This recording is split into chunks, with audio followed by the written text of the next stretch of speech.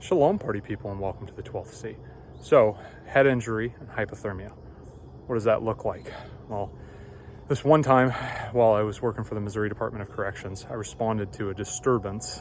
It was a riot, but it's only a riot if the governor calls it a riot. So, it was a disturbance, and these two gangs decided that it was time for a turf war because somebody was selling stuff that somebody else had exclusive rights to sell inside of that prison, allegedly.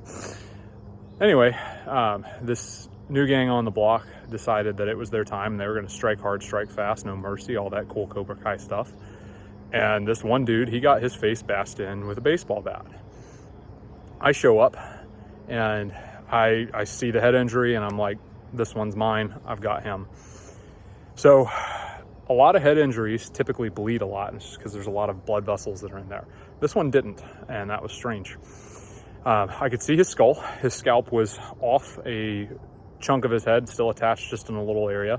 I'm wondering if the stuff that he had in his system restricted the blood flow that was available to his head. I'm also wondering if the dirt that his face hit as soon as he got in the ground kind of plugged up some of those blood vessels. And I'm also wondering if the smash from the baseball bat actually impeded some of those blood vessels from going. But surprisingly, very little blood was coming out of this dude's skull. But it's essentially glove up and put the scalp back on and then wrap it very loosely, and you want to check him for signs of a concussion. And no lie, this dude's right eye looked like the shape of Texas. And so it was like, oh yeah, that's a traumatic brain injury for sure. This dude got bashed in with a baseball bat, no wonder. And obviously this dude is concussed and we need to get him out of here. Long story short, the dude was fine after a while, which was kind of cool to see. Praise the Father on that one. But all in all, that head injury was a symptom of something that was substantially worse that was going on underneath the surface, even though that was exposed. Had he continued to lay out there, it was colder than his body temperature. And so theoretically, unattended, especially if he had been losing a lot of blood, he could have succumbed to hypothermia. And people think that hypothermia only happens when it's cold. When it's colder than your body core temperature, you theoretically can get hypothermia. Now, you're more likely to get hypothermia when it's 20 degrees than when it's 80 degrees, but it can still happen at 80 degrees. It can still happen at 90 degrees, especially when you're losing a lot of blood. There's also shock symptoms that go into that. But keeping your casualty warm, and if they have a head injury, loosely wrapping that head injury and then monitoring them for signs of a concussion can save their life. Think about this on the spiritual side of things. What does that head injury look like?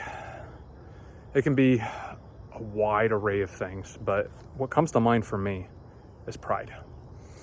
And I think it's just because pride is such a head emotion, a head sin, that, we get all wrapped up and, we say, oh, this, person's got a really big head or whatever, or they're too big for their britches, or, something to that end. And the whole fact is, you can survey the book of Proverbs and you can see where pride leads. It's not a good place.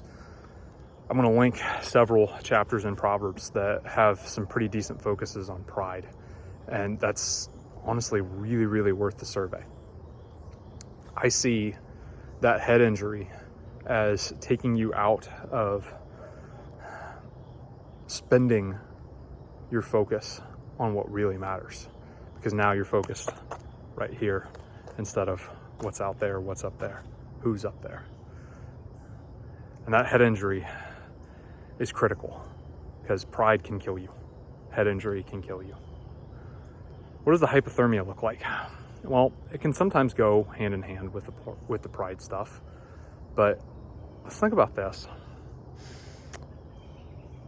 When Yeshua is giving his sermon in Matthew 24, he's talking about a whole bunch of stuff that's going to go sideways. And then there's this line that he mentions about the love of many going cold.